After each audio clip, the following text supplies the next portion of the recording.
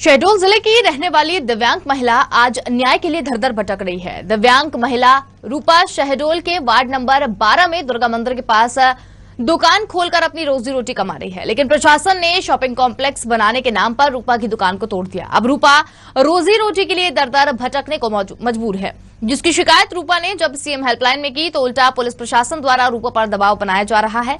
रूपा न्याय की आस में भोपाल में रुकी हुई है और सीएम शिवराज से मिलकर अपनी समस्या से अवगत कराना चाहती है। दिव्यांग रूपा से साधना न्यूज ने बातचीत की, आइए सुनाते हैं। नमस्कार, मैं दिव्या रघुवंशी, साधना न्यूज मध्य प्रदेश छत्तीसगढ़ से। आज हमारे बीच मौजूद हैं दिव्यांग रूपा। रूपा की कहानी कुछ इस तरीके से है।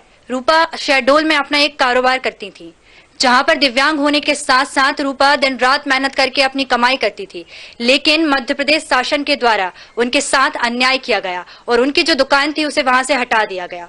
तो आइए सीधा आपको ले चलती हूँ रूपा के पास और सुनते हैं रूपा की जुबानी। तो रूपा, बताइए आपके साथ किस तरीके से जाति की गई। जी, मैं बताना चाहूँगी कि मैं शहडोल से आई हूँ। मेरा नाम रूपा रजक है। ठीक है, मैं लोन लेके छोटा सा व्यापार डाली थी, कपड़ों का व्यवसाय था मेरा, और 2 साल से बहुत अच्छे से चल रहा था, कोई दिक्कत नहीं थी।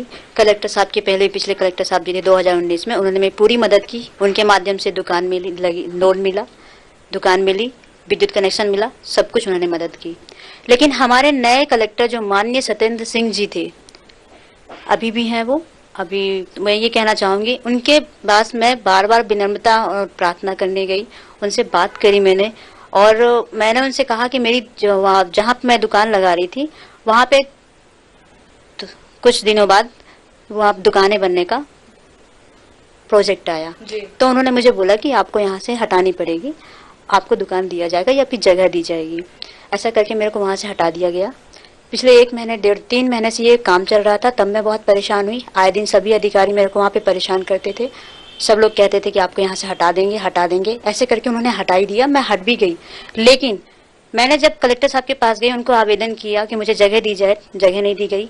3 महीने बाद उन्होंने मुझे जगह दिया। सीएमओ साहब के कहने पर सीएमओ साहब ने मुझे जगह दी। जहाँ पे जगह दी गई वो कलेक्टर निवास की बाउंड्री थी, वहाँ पे बाजू में उन्होंने मुझे जगह दिया।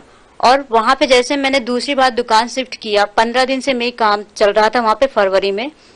ठीक है, फरवरी में अभी बात है, 17 तारीख को जैसे मेरी दुकान कंप्लीट हुई है, उसके बाद जैसे मैंने बाउंड्री तोड़ी। अगर मैंने बाउंड्री तोड़ दी है तो ठीक है, शासन प्रशासन पूरे, मतलब तहसीलदार, वहाँ कलेक्टर साहब हो गए, तहसीलदार हो गए, सीएमओ साहब हो गए, और नगर पालिका कर्मचारी शरद गौतम जी हो गए, ये सब एक्शन पे आ गए और मेरी गोमती को सीधा जेसीबी चलवा दी। सबको वहाँ पे टाइम दिया गया कि आप वहाँ पे 17 तारीख की रात को टाइम दिया गया कि आप सुबह 18 तारीख को 12 बजे के अंदर खाली कर दें, लेकिन मुझे कोई टाइमिंग नहीं दी गई। वहाँ पे पुलिस प्रोटेक्शन लेके आई। पुलिस प्रोटेक्शन में मैडम, उनका नाम प्रियंका सेन है, वो मुझे घसीटती हुई बाल खींच के उसमें लेके चली गई। ठीक है, और वो मुझे वहां से हटा दिया गया कि आप वहां से हट जाओ, और बोला, उनसे कहा, उनसे भी झूठ बोला गया। कहते हैं कि आप को यहाँ से दुकान आपकी क्या होगा, हटा दी, वो हो जाए, उठा के किनारे रख देंगे, लेकिन ऐसा कुछ नहीं किया। उन्होंने सीधा जेसीबी चलवा दी, मेरी दुकान में तोड़ ताड़ कर दी, और मेरे पास अभी कुछ भी नहीं है। मेरा रोजगार छीन गया, मैं बेरोजगार हो गई हूँ। बताइए मैं कहाँ जाऊँ, कैसे करूँ, मैं बैंक की किस्त कैसे दे पाऊंगी मैं? मेरे तो देखिए, जैसा कि रूपा ने बताया, उनकी गोमती हटा दी गई बिना किसी आवेदन के। 2 मिनट भी प्रशासन ने ये नहीं सोचा कि एक दिव्यांग महिला का क्या होगा इसके बाद। तो रूपा जी, अब आपके सामने इतनी सारी चुनौतियां हैं, आप किस तरीके से सामना कर रही हैं और आप क्या चाहती हैं सरकार आपकी किस तरीके से सहायता करे, बताइए। जी, मैं ये चाहती हूँ, मेरा लोन तो हो गया, मैं बस यही चाहती हूँ सरकार से, या तो वो मुझे मेरा लोन माफ कर दें, क्योंकि लोन माफ करेंगे तो ही, मतलब अगर लोन माफ नहीं करेंगे तो मैं व्यवसाय बिना करे कैसे मैं लोन दे पाऊंगी, क्योंकि दुकान तो है नहीं, जगह तो है नहीं, तो मैं किस्त नहीं दे पाऊंगी। और अगर वो लोन नहीं माफ कर पा रहे हैं तो फिर मुझे रोजगार प्राप्त करा दें।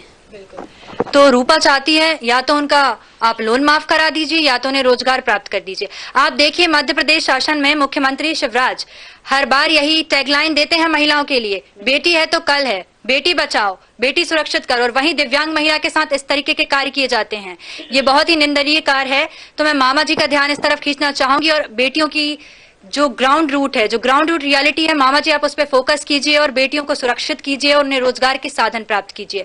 साधना न्यूज आपसे यही गुहार करना चाहता है कि आप जल्द से जल्द रूपा जी के मामले में कड़ी से कड़ी कार्रवाई कीजिए और रूपा जी से मिलिए। तो रूपा जी, आपका हमारे चैनल में आने के लिए बहुत बहुत धन्यवाद। और साधना न्यूज मध्य प्रदेश, छत्तीसगढ़, राजस्थान आपकी हर तरीके से सहायता करने के लिए आपके साथ खड़ा हुआ है। धन्यवाद रूपा जी। कैमरामैन आदर्श के साथ साधना न्यूज मध्य प्रदेश, छत्तीसगढ़, राजस्थान। और फिलहाल के लिए इस बुलेटिन में इतना ही। देखते रहिए साधना न्यूज। मुझे दीजिए इजाजत। नमस्कार।